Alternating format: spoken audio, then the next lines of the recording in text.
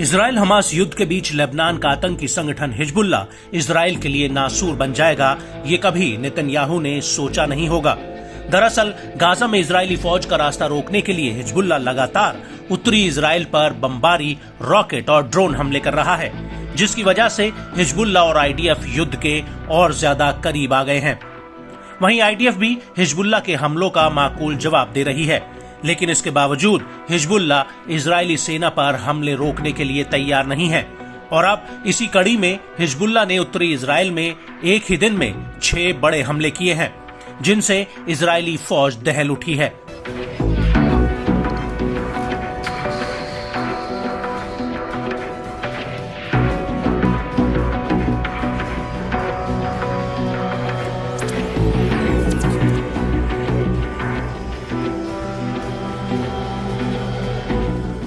Hezbollah ने Israeli सेना की हदाब यारीन चौकी पर हमला किया है।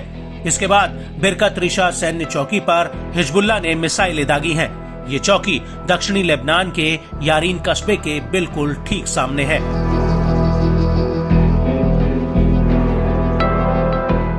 इसके अलावा बिरकत रिशा इलाके में भी हिजबुल्लाह ने मिसाइलों से हमला किया है। यह इलाका लेबनान के अलबुस्तान कस्बे के ठीक सामने की तरफ स्थित है।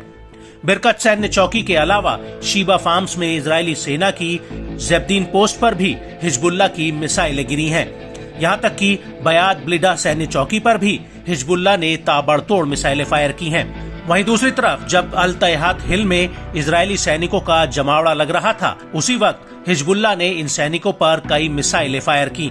लेकिन ऐसा नहीं कि हिजबुल्लाह के इन हमलों के बाद इजरायली सेना शांत बैठी हो, बल्कि इजरायली एयरफोर्स के लड़ाकू जेट्स ने हिजबुल्लाह के इन हमलों का कड़ा जवाब देते हुए दक्षिणी लेबनान के कई इलाकों को आग का गोला बना दिया।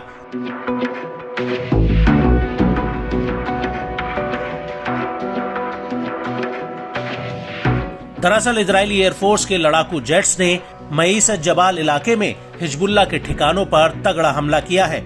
आईडीएफ का कहना है कि उसने इस इलाके में हिजबुल्लाह के आतंकियों को घुसते वक्त डिटेक्ट किया था, जिसके बाद उनके ऊपर हवाई हमला किया गया।